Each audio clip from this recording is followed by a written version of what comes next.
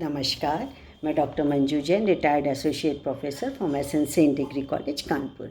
जी हाँ, मैं पिछले कई महीनों से प्रेरणादायक कहानी नामक शीर्षक के अंतर्गत कुछ रोचक प्रेरणा देने वाली कहानियों के संग्रह में से आपके साथ वीडियो शेयर करती हूँ, क्योंकि ये हमारे जीवन के लिए, हमारी सोच में, हमारी सब में बहुत बदलाव लाते हैं और कहीं ना कहीं अच्छी भावना से हमको ओतप्रोत कर देते हैं। तो अपने संग्रह से मैंने एक कहानी का और चुनाव आपके लिए किया है। उसका शीर्षक है सकारात्मक और नकारात्मक सोच का प्रभाव। ठीक है, नकारात्मक निगेटिविटी, सकारात्मक पॉजिटिविटी। तो एक बार क्या हुआ कि राजा हाथी पर बैठ करके ऐसे ही पूरे शहर का भ्रमण कर रहा था। तो चलते चलते वो एक दुकान पे रुका और रुक के बोला अपने मंत्री से कि मुझे मन कर रहा है कि ना इसके दुकानदार को मैं मार दूं, जान से मार दूं। मेरा बस चले तो आज ही इसको फांसी की सज़ा दिलवा दूं। तो इसके पहले मंत्री कुछ पूछता, उसका काफिला, हाथी का काफिला आगे बढ़ गया। बड़ा परेशान हुआ मंत्री कि आओ न ताओ, देखा और हर एक को फांसी की सज़ा ऐसे दे देंगे तो राजा की तो थू हो जाएगी। पर फिर उसने सोचा कि ज़रूर कोई बात है। अब क्या किया, उस दिन तो ख़त्म हो गई बात। दूसरे दिन भेष बदल के मंत्री उसी दुकान पे पहुंचा जहाँ पर उसके मालिक को राजा ने सोचा था कि मैं इसको फांसी दे दूँ। तो उसने कहा कि आप किसका व्यापार करते हैं, क्या करते हैं, कैसे हैं आप? बोले हाँ मैं तो ठीक हूँ। व्यापारी बोला लेकिन आजकल धंधा बिल्कुल मंदा पड़ रहा है। चंदन की लकड़ी का व्यापार है मेरा। चंदन आप तो जानते ही बहुत महंगी होती है, सुंदर होती है, बहुत अच्छी खुशबूदार होती है, लेकिन कम ही लोग खरीदते। अब मैं करूँ तो करूँ क्या? अब इस एज में मैं अपना व्यापार भी नहीं बदल सकता हूँ।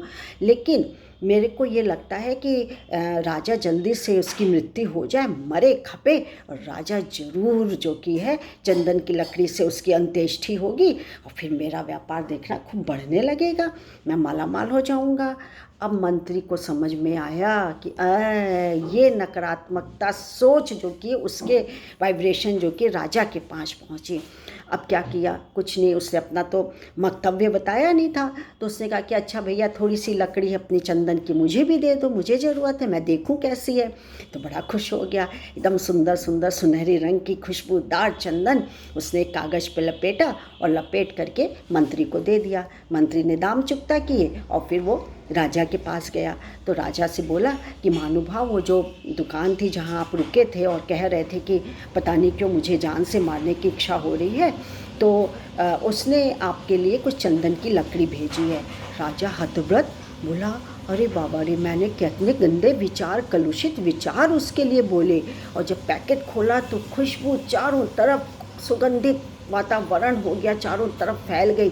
सुनहरे रंग की चंदन की लकड़ी को देखकर प्रसन्न हो गया और प्रसन्न होकर के उसने कई सारी सोने के सिक्के उसके मंत्री को दिए कि जाके दुकानदार को दे दो।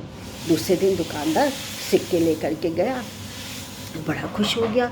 बोले मैं तो वहाँ पाप से बच गया, मैं तो कहाँ राजा की इतनी बुराई करने बैठा था और उसकी मृत्यु की कामना कर रहा था, और कितना मैं घनघोर पापी हूँ, लेकिन आज मैं पाप करने से बच गया। अब मैं राजा के यहाँ तौबा तौबा, मैं कुछ नहीं सोचूंगा। और राजा कितना सहृदय है कि अपने आप ही मेरे को ऐसे ही उसने सोने की मोहरें भिजवा दी।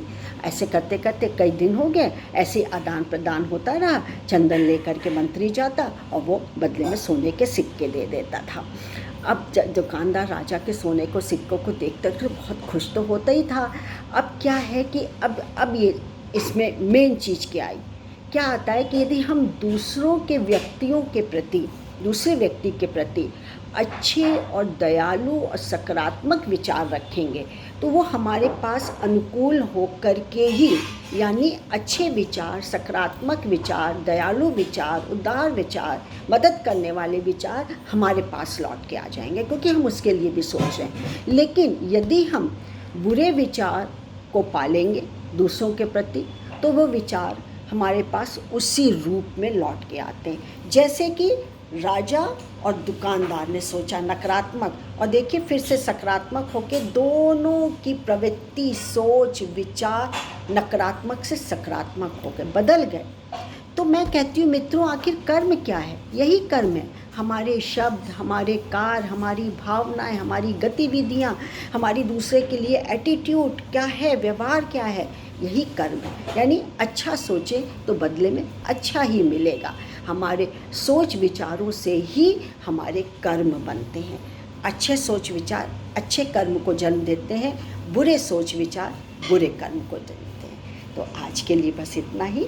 अच्छा लगा हो तो ज़रूर लाइक और शेयर करना मत भूलिएगा। तब तक के लिए मुझे आज्ञा दीजिए। नमस्कार। Thank you.